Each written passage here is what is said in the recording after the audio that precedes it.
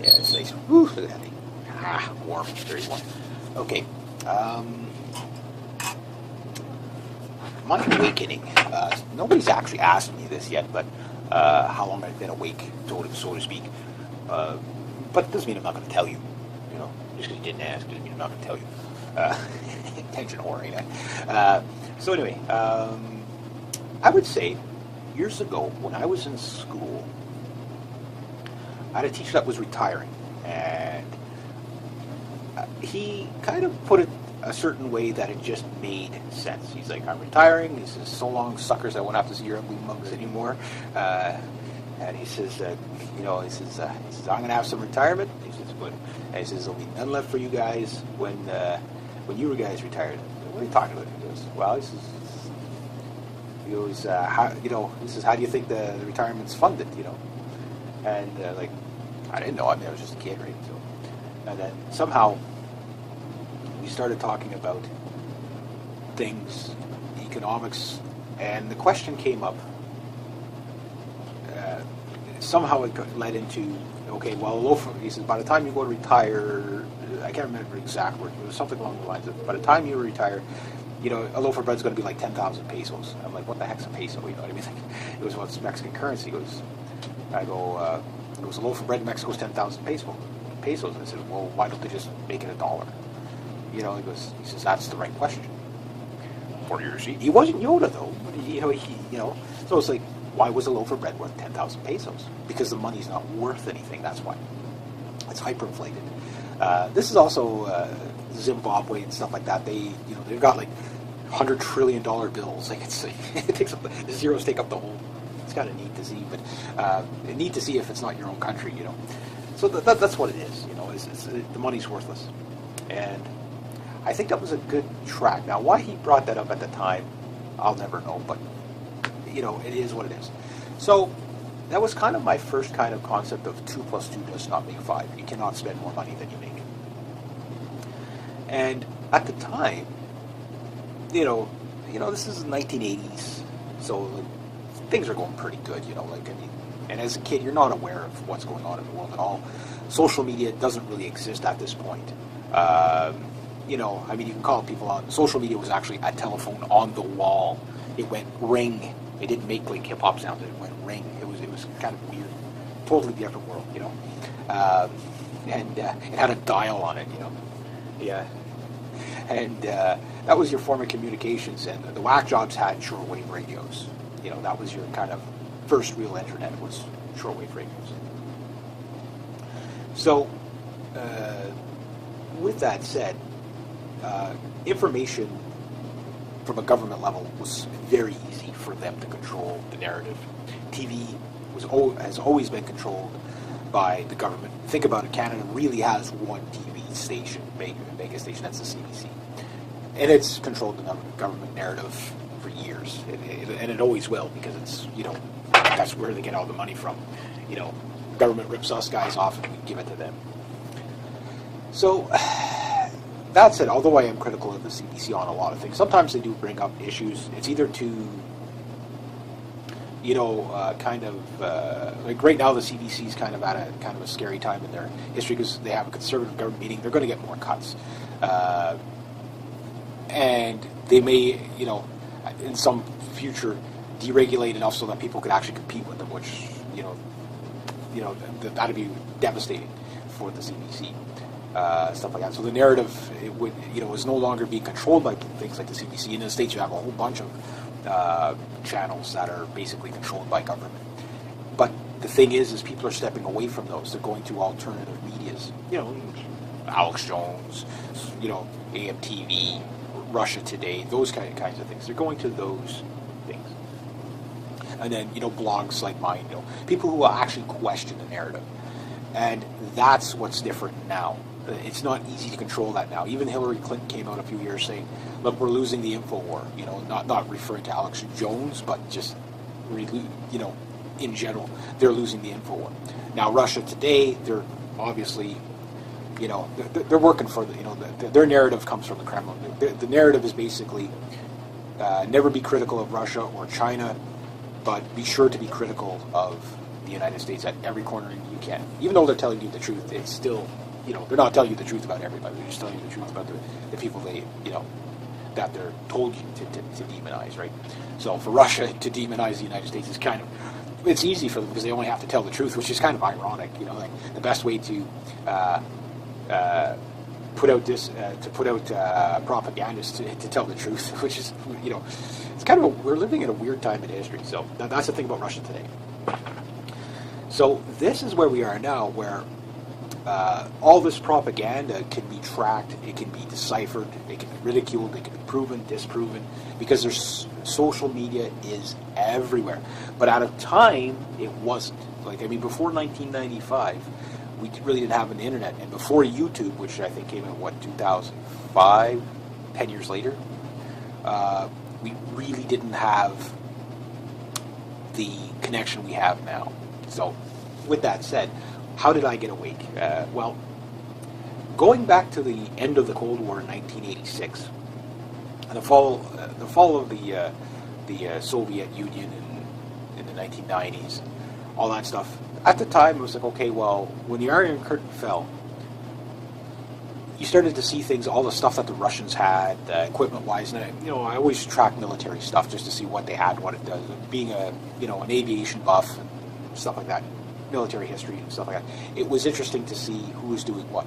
And then you start hearing about government proxies and stuff like that, the Russian-Afghanistan war, that type of stuff. It starts to become a little more apparent, even though some of it does leak out on mainstream media, but very, very, very, very limited. So I'm starting to look at, well, why do all these horrible weapons exist in the first place? You know what I mean? Yeah, the technology, I'm not opposed to the technology, but, why do all these places own these kind of weapons? And then you start to understand that it's more about politics than it is about defending your country. You know what I mean? If it was just about defending your country, the good old broadsword would still be sufficient, mano a mano, but it's not about that. It's about completely annihilating your enemy. So, following the equipment and hearing, the odd, and you'd see the odd documentary of, submarine warfare, and then a really incredible documentary comes out in the mid-90s or late 90s called Trinity and Beyond. If you haven't seen that one, that one to me was like, wow, that stuff is, so it's like, okay, if that's the stuff that, at that time there was 1,200 declassified nuclear experiments that they were willing to tell people, okay, and this was on mainstream media, okay, and there was all the nuclear tests. So I'm like, if that's all the nuclear tests, and I said, how many, now it's more like 2,200 that we know about. So I'm sure several nuclear bombs have been detonated over cities and stuff like that we'll never ever know about for sure, other than just Japan and Nagasaki, or Nagasaki and Hiroshima. I'm sure other places this has happened. Because of all the nuclear tests, it suggests to me that, yes, it is semi-survivable, and which is good, but it doesn't mean we won't have consequences, but, So I'm like, okay, well, I started following stuff saying, okay, well, where are the submarines, where's the Northern Fleet going, what are they doing, here, there, everywhere, and then you start looking at, okay, well, North Korea, you start looking at the history books and stuff like that, and it's like, okay, well, why were the North Koreans, why were we fighting the Chinese? What did the Chinese have to do with North Korea? And stuff like that. Then you start saying, well, how come the Chinese had Russian equipment? That type of stuff. And it goes back and forth. And then getting, again, back to the 1980s. How did the, we knew that the CIA was basically backing the Mujahideen. But then in 1991, Desert Storm breaks out, which I remember the night it broke out, it was all televised on TV and stuff like that. I thought it was going to be the beginning of the Third World War. I mean, it was a scary time in history, because the way the media built it up, that Saddam had this, he had 15,000, the numbers I think were correct, but it was all Soviet equipment that nobody really knew anything about in the Western world, because, it was so new to people. We didn't really know what the Soviets had or what it was really capable of. So here's Saddam with 15,000 anti-aircraft guns and 5,000 tanks and another 10,000 armored personnel carriers and numbers like that, a few hundred aircraft, including the MiG-25 and stuff like that. It's like, okay, well this guy's well armed. And of course, does he have nukes? Does he not have nukes? So we watched this go on. 1 month later, it was over. And the damage reports started coming in. Apache helicopters shot down by Stinger missiles. Okay, well, friendly fire, but no, it was shot down by the Mujahideen, now known as the Taliban, because the Taliban wiped out the Mujahideen, or integrated with them. So how did these things get into Desert Storm? Like, how did the Sunnis get these weapons? So it's like, okay, well, they came over the border from, Afghanistan and then into Iraq and Pakistan and all those places. So we have all this American equipment shooting down American airplanes and stuff like that. So that starts begging the question, well, how did that stuff get there in the first place? And that's when you start realizing what a proxy war is. And it's like, I get it. Get somebody else to fight your dirt, do your bidding for you. So you start following things here, there, and everywhere, but again, it's very limited until the birth of the internet, and then you can say, okay, well, there's incidents here that are coming out, incidents there coming out. Hence, the times we live in now are really showing how crazy of a world we do live in, and how many times we've come close to nuclear war and stuff. So to fast forward to now, what you're seeing is the same old playbook over and over again of proxies. Build up the guy you're going to fight in the future. For example, Canadian soldiers will be fighting Afghanistan troops probably in the future, maybe 10 years, maybe tomorrow, who knows, and they'll be shot at with C7 rifles, Canadian military rifles. And I'm sure at that point Canadian soldiers are going to say, how the heck did they get our equipment? And that's when you realize war is a racket. So that's kind of wakes you up. And then a few years after, I'd have these discussions about military equipment, nuclear submarines and stuff like that with some friends and stuff like that. We'd go have a couple of drinks in the bar, and just be in a Dominion Tavern in Ottawa, and just sit there. Okay, well, yes, but talk about Third World War. One guy we used to always talk about the Manhattan Project and stuff like that. Another guy would play chess, and him and I would always talk about world events like that, and the craziness of North Korea and the wild card that they are, and stuff like that. What was going on around the world, even though it was very limited in news that you could follow, but now you can follow it the second it happens. There are cameras everywhere. So we'd follow these things, and then after a while, I was sitting there with a friend of mine. I don't know if she still remembers this conversation or not. And we were talking about, because it's not something that she really particularly liked to talk about, but as she was talking to somebody else, I was talking with somebody else, and they had to go leave because I had to work the next day or whatever. And somehow in that conversation, World War III came up, and these are people that never follow this stuff. I said, well, it's most likely going to be something like North Korea using a Trojan horse. And they said, well, what do you mean? I said, think about it this way. What's the most domestic thing you could, Trojan horse, that we could use? I said, an airliner flies overhead, nobody's suspicious of it. It could sneak in past borders like that. I figured, okay, well, you put a nuke on it or whatever, and you crash it into a military target. And probably about 3 months after that, 9/11 happened. So it didn't happen the way I said, but the Trojan horse was the same. It was airliners. Now, of course, at the time, I remember the morning of the 9/11 attacks. Like everybody, you assume that, okay, it is just a terrorist attack and whatever. The first one hits the World Trade Center, and I remember hearing it on the news. I'm like, that's the worst pilot ever. Like, how the hell do you miss, what the hell, hopefully it was instrument problem or whatever, but how the hell do you miss a building that freaking tall, on a sunny day? You know what I mean? It's 1,000 feet tall. Like, how the hell do you hit? And then when the second one hit, it's like, okay, yeah, it's a terrorist attack and stuff like that. Then we start hearing the details. I remember the morning after going to work, and it just happened. There happened to be a guy walking on the street ahead of me who was I guess he was a Sikh, but Muslims versus Sikhs at the time, nobody knew the difference, right? Self-included. There's just no interest in it, right?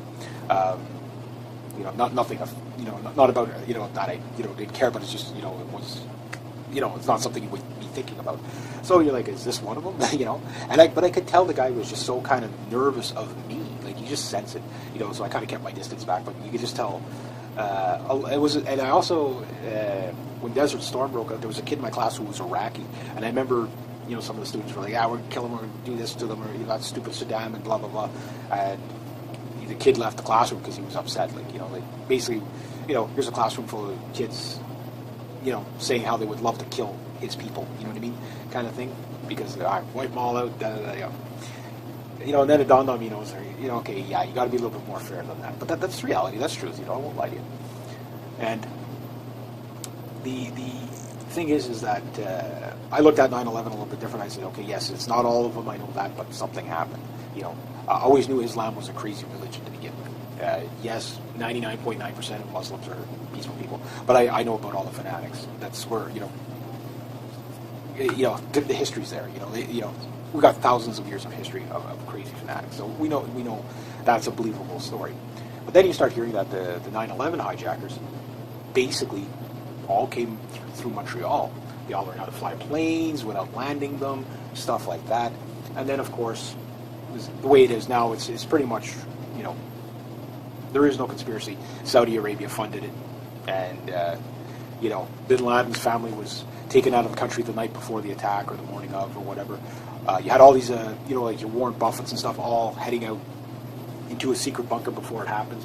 So it's really, to say that the official story, to believe that is you'd have to be a lunatic to actually believe the official story. Cover up, sure. It just happens, if you look how the buildings fell and stuff like that, no building is going to fall over that way. To have all the columns collapse at the right time, no. Building 5 and 6, if you look at building 5 and 6, they were just mangled, okay? So you could really say, yeah, that fell over because a big chunk of building fell on it. But all the buildings, the Twin Towers, Building 7, they all fell down straight, like a demolition, And to me, I haven't seen anything that is, because people say, yeah, but the firefighters were coming out saying, oh, it's burning and it's weak and it could collapse.